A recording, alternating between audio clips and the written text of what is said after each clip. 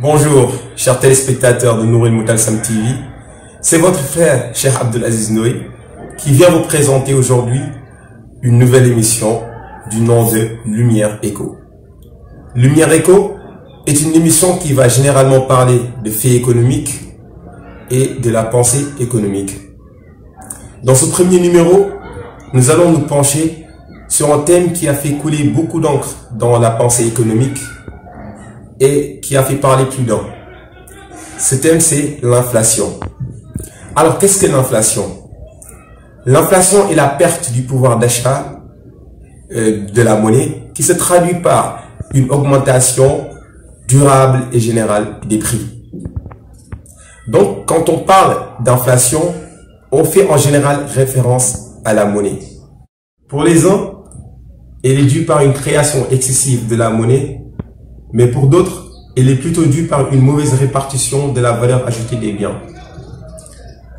Dans tous les cas, nous pouvons voir qu'aujourd'hui, la principale cause de l'inflation est due par une concurrence qui est mondialisée. L'inflation est calculée à partir de l'indice des prix à la consommation, l'IPC.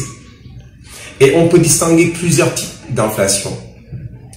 En premier lieu, il y a l'inflation par les coûts, l'inflation par la demande et l'inflation par la monnaie. Pour l'inflation par les coûts, c'est quand les coûts, c'est-à-dire les prix des biens et des services du marché, se voient augmenter d'une telle façon que cela fait baisser le pouvoir d'achat des consommateurs. C'est quand un certain nombre de biens dans l'économie commence à subir une certaine rareté de la part de l'achat de ces biens à partir des consommateurs. Et pour l'inflation par la demande, c'est quand la demande d'un bien se voit augmenter d'une telle manière que les fournisseurs de ce bien se voient obligés d'augmenter le prix de ce bien. Et cela crée évidemment une inflation. Et pour finir, l'inflation par la monnaie, c'est quand une quantité importante de monnaie est injectée dans le circuit économique, c'est-à-dire que la banque centrale ou bien le pays en question a décidé de produire une quantité supérieure ou excessive de monnaie dans le circuit économique de ce pays. Et ceci peut évidemment créer l'inflation. Dans tous les cas, ces causes ou bien ces types d'inflation peuvent se superposer et se renforcer. Nous allons prendre comme exemple, pour mieux comprendre, le cas du Zimbabwe en 2008. Le Zimbabwe en 2008 a subi l'une des plus grandes inflations dans le monde. En effet, le bras de fer entre le président Mugabe et la communauté internationale a vu ce pays être isolé. La rareté des denrées et l'usage immodéré de la planche à billets provoquent une période d'hyperinflation dans le pays.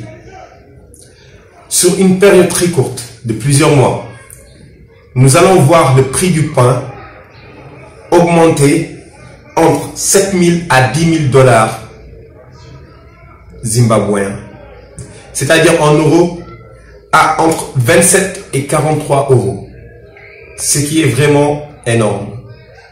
Imaginons ce cas ici dans le pays où nous vivons, le Sénégal. Imaginez que du jour au lendemain, le prix du pain se voit augmenter jusqu'à atteindre les 25 000 ou même les 30 000 francs. Ce serait catastrophique. Donc, vous mesurez en quelque sorte le problème principal de l'inflation, qui est donc le pouvoir d'achat des ménages.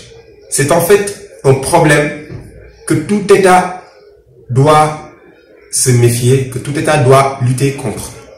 C'est pour ça que la Banque centrale de tous les pays, au Sénégal, la Banque centrale BCEAO, la Banque centrale des États de l'Afrique de l'Ouest, lutte considérablement et même a pour principal rôle de lutter contre l'inflation. Il est donc clair que l'inflation est un phénomène très grave qui demande à être étudié pour qu'il n'arrive jamais à un pays. Nous arrivons au terme de cet épisode. Mes chers camarades,